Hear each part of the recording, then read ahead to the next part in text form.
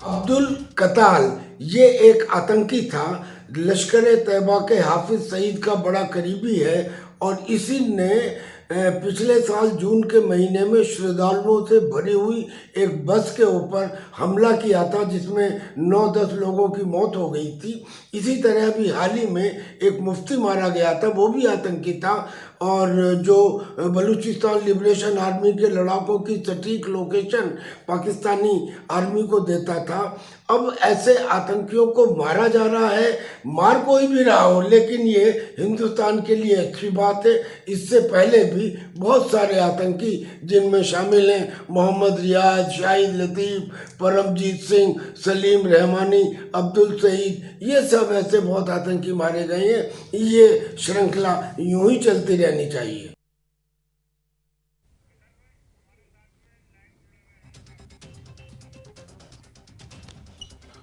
तो आप ये तस्वीर देख रहे हैं, इन तस्वीर गौर कीजिए। हाफिज सईद के बिल्कुल दाहिनी तरफ जो सर्कल में आप देख रहे हैं, यही वो चेहरा है अबू कताल का जो मारा गया। और इस खबर पर हम कुछ अपने खास मेहमानों से भी जुड़ रहे हैं। हमारे साथ इस वक्त मौजूद है कैप्टन उत्तम कुमार देवनाथ। कैप्टन, आपका बहुत इस्तकबाल है न्यूज़ 18 JKLH में। आप तक अगर हमारी आवाज़ पहुंच रही हो, मैं सबसे पहले आपसे चाहूँगा कि ये जो खबर है, ये जम्मू कश्मीर के लिए, डांगरी के लिए, खासतौर से डांगरी के लिए, राजौरी के लिए, जम्मू कश्मीर के लिए, हिंदुस्तान के लिए कितनी बड़ी खबर यह है कि अबू कताल मारा गया।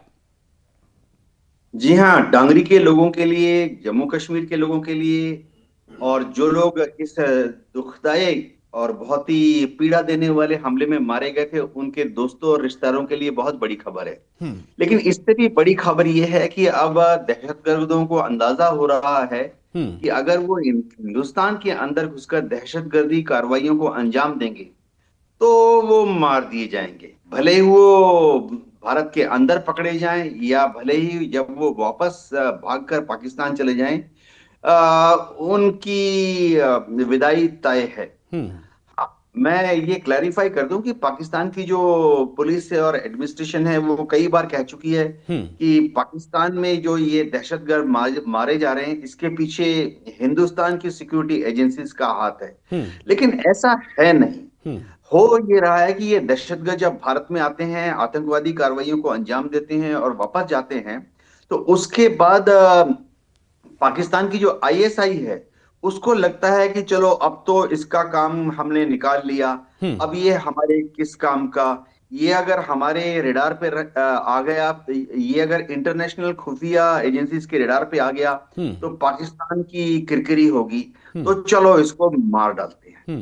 तो ये ISI जो है खुद ही इन दहशतगर्दों को ढूंढ ढूंढ कर जब उसका इस्तेमाल कर लेती है, खाली लिफाफा हो जाता है, जी।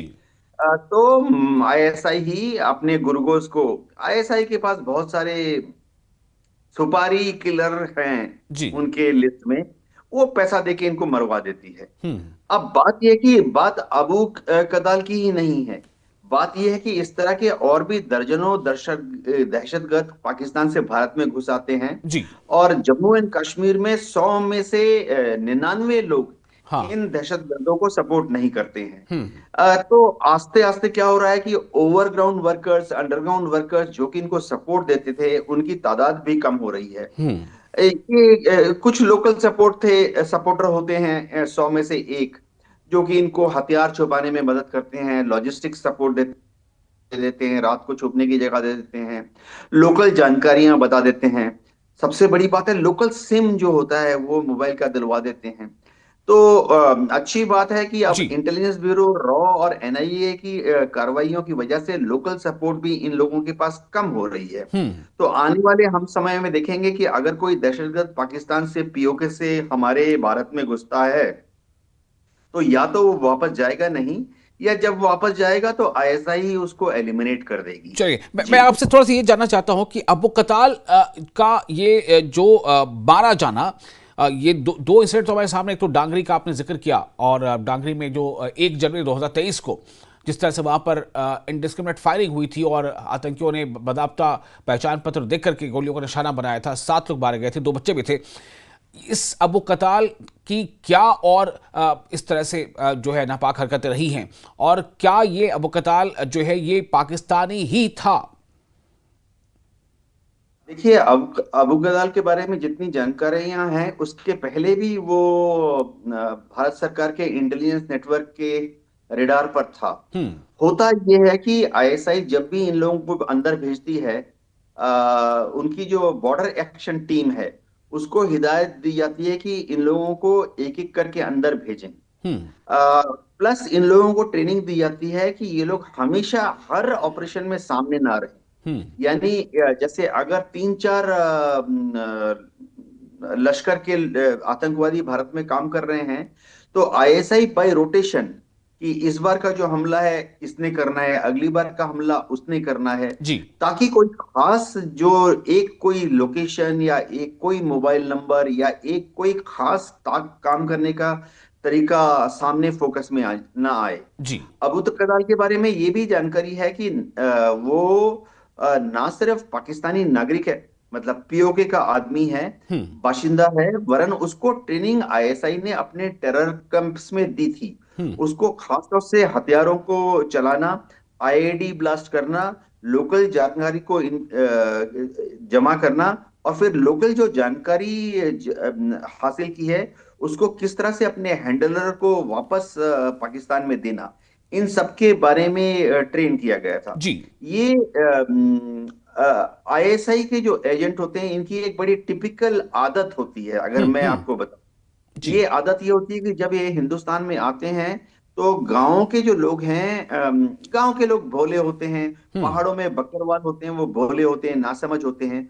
उनको कुछ चंद पैसे दे देते हैं खुश करने के लिए। जी। अब गांव के लोग भोले होते हैं, वो उनको खाना खिला देते हैं। ऐसे भी हिंदुस्तान की कश्मीर के लोगों में एक तहजीब है कि बाहर का आदमी आया है तो उसको पानी पिला दो, चाय पिला दो।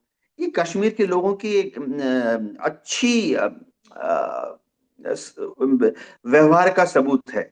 लेकिन ये जो आतंकवादी हैं वह इसका नाजायज फायदा उठाते हैं। जी। उत्तम जी सवाल अब यहाँ पर ये है, आपने इससे पहले बताया कि एक नहीं, अभी हालिया हमने कई बार ऐसी खबरें पढ़ी, आपने कई नाम भी गिनाए कि पाकिस्तान में वो जो है गोलियों का निशाना बनते रहे ऐसे आतंकी जो भारत के लिए कहीं ना कहीं एक नासूर थे, भारत के लिए टॉप मोस्ट वांटेड थे। ये कैसे हुआ, क्या हुआ, ये तो एक अलग विषय है। आपने बताया कि खुद आईएसआई ही की का असर थी। मैं ये जानना चाहता हूं कि क्या ऐसा पहले भी होता था कि पाकिस्तान में वो आतंकी जो भारत में आकर के अपने नापाक मंसूबों को अंजाम देता था, जो भारत में आकर के दहशतगर्दी के जो है वो बड़ी बड़ी कार्रवाइयों को अंजाम देता था, वो पाकिस्तान में मारा जा रहा है? कि क्या ये लेटेस्ट ट्रेंड है? आ, देखिए, जो आतंकवादी पाकिस्तान से भारत में आते हैं ये पहले भी मारे जाते थे। हम्म। होता यह है कि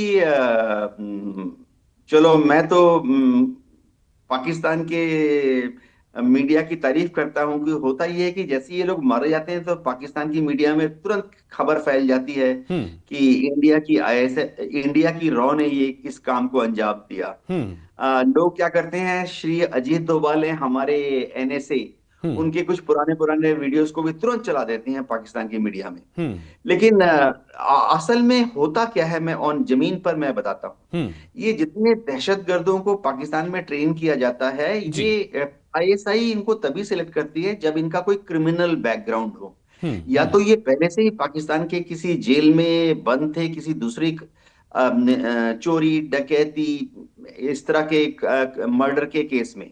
हम्म। तो फिर क्या होता है कि पाकिस्तान में काफी सारे आतंकवादी ग्रुप हैं या क्रिमिनल, प्योरली क्रिमिनल ग्रुप में हैं जिनका काम चोरी है, डकैती है, स्मगलिंग है, ड्रग की तस्करी है। हम्म। तो ये उनको भी ज्वाइन कर लेते हैं। हम्म। अब आईएसआई इन लोगों को सिलेक्ट करके भारत में भेजती है कि भारत में जा, एक कार्रवाई को अंजाम अंजाम दे, अगर वापस आया सक्सेसफुल हुआ तो तेरे को हम्म। रिवार्ड भी मिलेगा और तेरी सजा भी कम कर देंगे। हम्म। लेकिन क्या होता है, क्योंकि ये लोग ड्रग की तस्करी में शामिल होते हैं, ह्यूमन ट्रैफिकिंग करते हैं, हथियारों की तस्करी करते हैं, जी। अफगानिस्तान से हथियार लाकर पाकिस्तान में बेचते हैं, कुछ हिंदुस्तान भेजते हैं पैसे देकर। तो इनमें इंटर गैंग राइवलरी बहुत ज्यादा है। यानी एक क्रिमिनल गैंग जो है दूसरे इनको इनमें आपस में पैसे का बंटवारा कैसे होगा, उसको लेके लड़ाइयां होती रहती हैं। इनके सबके अपने क्लियरली डिफाइंड जियोग्राफिकल टेरिटरी है कि हम्म। लाहौर का फलाना हिस्सा हमारी गैंग का है, लाहौर का फलाना हिस्सा जी। तुम्हारे गैंग का है। जी। तो जब भी एक गैंग का मेंबर दूसरे गैंग के एरिया में जाता है, वहां पर ऑपरेट करने की कोशिश करता है, अपनी ताकत को बढ़ाने की कोशिश करता है दूसरे गैंग के एरिया ऑफ इन्फ्लुएंस में, तो आपस में लड़ाई हो जाती है और मार देते हैं आपस में।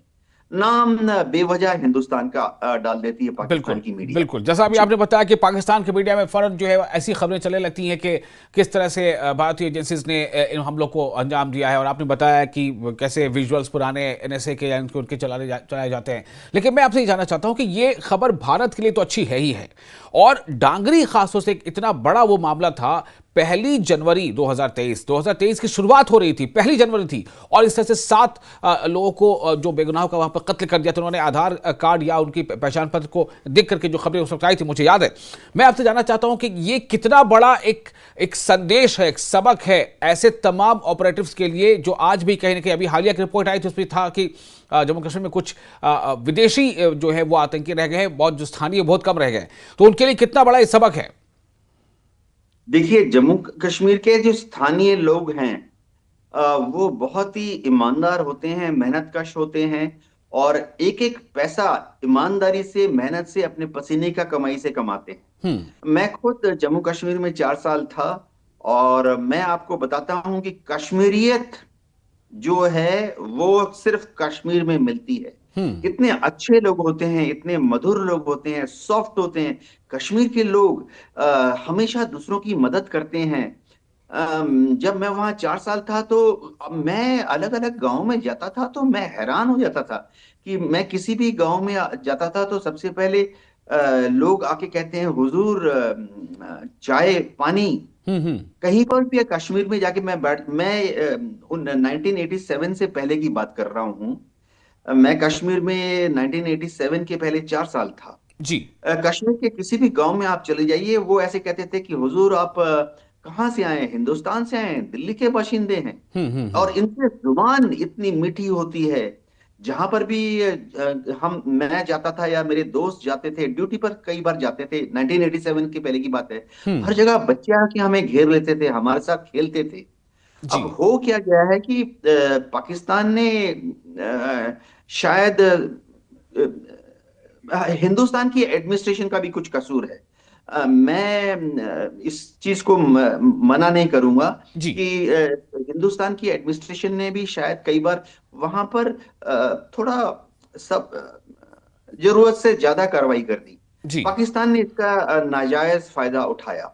लेकिन पाकिस्तान को समझना चाहिए कि वह अपने पीओके की तरफ देखे, पीओके को संभाले। पीओके में जो रोज जुलूस निकल रहे हैं, जहां पीओके के लोग अपनी नाराजगी दिखा रहे हैं, जी। उसको संभाले। जी। चलिए, तो खैर आपने जैसा बताया कि ये एक सबक है, और एक एक करके अभी हालिया ही कई ऐसे आपने नाम गिनाए हैं कि वहां पर वो मारे गए हैं, और चाहे जो भी हो, जो भी मार रहा हो, जिस वजह से भी हो, लेकिन ये भारत के दुश्मन इस तरह से थे कि भारत में उन्होंने कई ऐसी दहशतगर्द कार्रवाइयों को अंजाम दिया था। और